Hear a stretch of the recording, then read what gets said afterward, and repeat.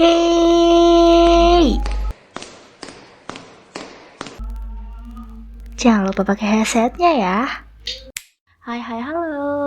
Jadi kita akan lanjutin dari pembacaan cerita Utusan Kristal Suci atau KS ini. Setelah sebelumnya kita ngebahas tentang sinopsisnya, kali ini kita akan masuk ke bagian cerita, tapi ini masih bagian prolog. Jadi nanti di akhir video kita juga akan sedikit membahas tentang isi dari prolog ini dan merecap apa-apa saja informasi yang kita dapat dari prolog ini. Oke, langsung aja kita ke ceritanya. Prolog. Eogavar, sebuah dunia yang berada jauh di luar bumi, sedang dilanda konflik. Semua berawal 5 tahun lalu. Awan gelap menyelimuti seisi dunia, dibarengi dengan hujan badai dan petir yang menggelegar tanpa henti.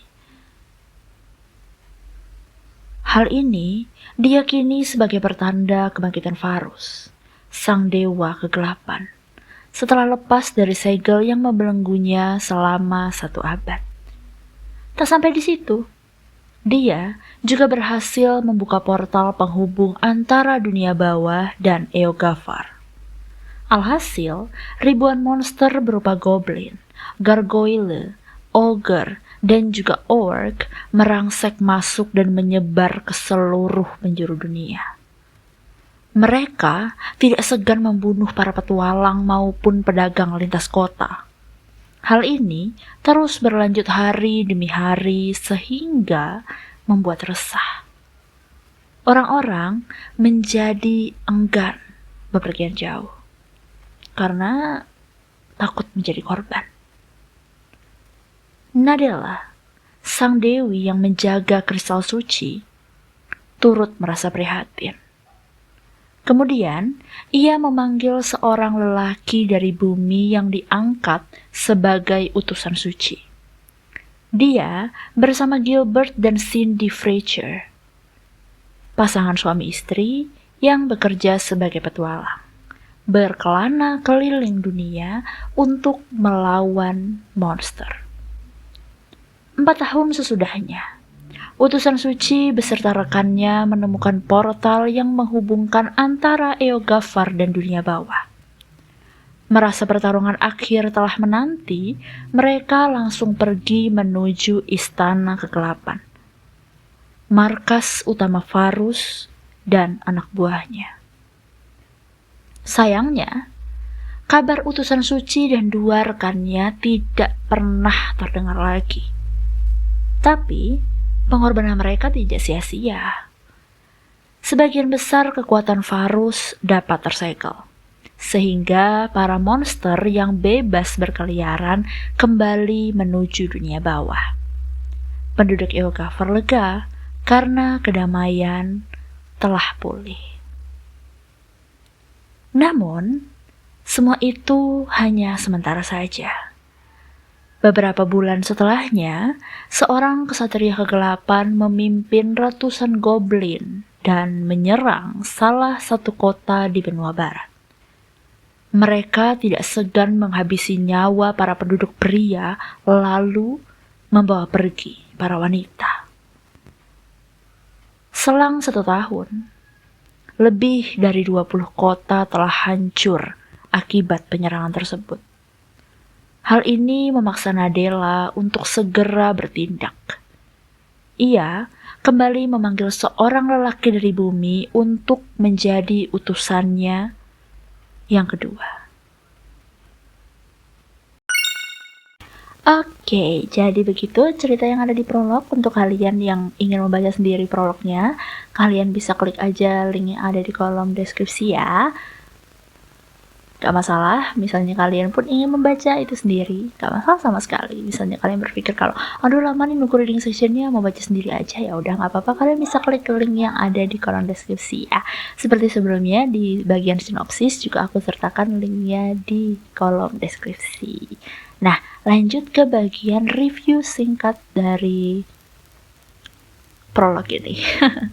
Buatku pribadi prolog ini lebih seperti tambahan ya untuk hal-hal yang sudah dijelaskan atau sudah di-mention atau sudah disebutkan sebelumnya di sinopsis.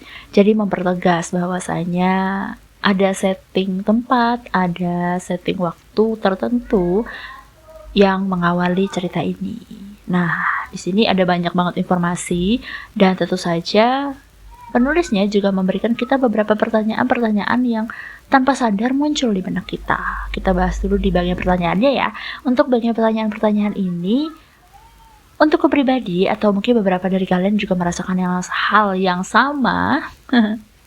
Maaf, gugup karena terlalu excited. Oke, jadi untuk bagian pertanyaan nih, beberapa dari kalian atau aku pribadi lah ya khususnya, timbul pertanyaan di bagian ketika si utusan sucinya itu menghilang tanpa kabar gitu. Setelah bertarung dengan sang dewa kegelapan dan berhasil menyegelnya gitu. Agak aneh karena kan seorang pahlawan nih biasanya yang kita tahu adalah seseorang yang ya memang dia misinya untuk menyelamatkan dunia itu, dan dia kan juga punya blessing tertentu atau dia punya kekuatan yang mumpuni lah istilahnya untuk menyelamatkan dunia itu, nggak sembarangan dipanggil ya kan. Dan kenapa kemudian dia malah melahirkan anomali, kenapa kok dia bisa gagal, apa yang sebenarnya terjadi di sana, dan kenapa dia nggak kunjung kembali gitu. Apakah dia ditawan, apakah dia kemudian kabur dari tanggung jawabnya atau seperti apa. Nah, pertanyaan itu yang membuat pengen nih nyari tahu, dan cari tahu jawabannya itu ya harus di chapter selanjutnya, harus mengikuti ceritanya ya kan. Dan itu bagus sih cara penulisnya menggiring kita ke pertanyaan dan teori-teori seperti itu. Kemudian yang kedua tentang informasi. Ini informasinya nggak gitu banyak juga sih karena kan memang masih prolog ya. Jadi untuk informasinya berkisar pada setting tempat, alur waktu gitu-gitu. Nah, untuk setting tempatnya sendiri, kita seperti yang udah kita tahu ya sama-sama di sinopsis juga udah disebutin bahwa setting tempatnya itu ada di Eogavar, dan di sini dijelasin singkat bahwa Eogavar itu ada jauh dari bumi, meskipun nggak secara detail dijelasin seberapa jauh atau seperti apa tempatnya gitu, belum dijelasin. Cuman dari sini juga kita dapat gambaran bahwa di Eogavar ini ada sebuah konflik besar yang bermula 5 tahun yang lalu, disertai dengan cuaca yang buruk dan diikuti dengan kebangkitan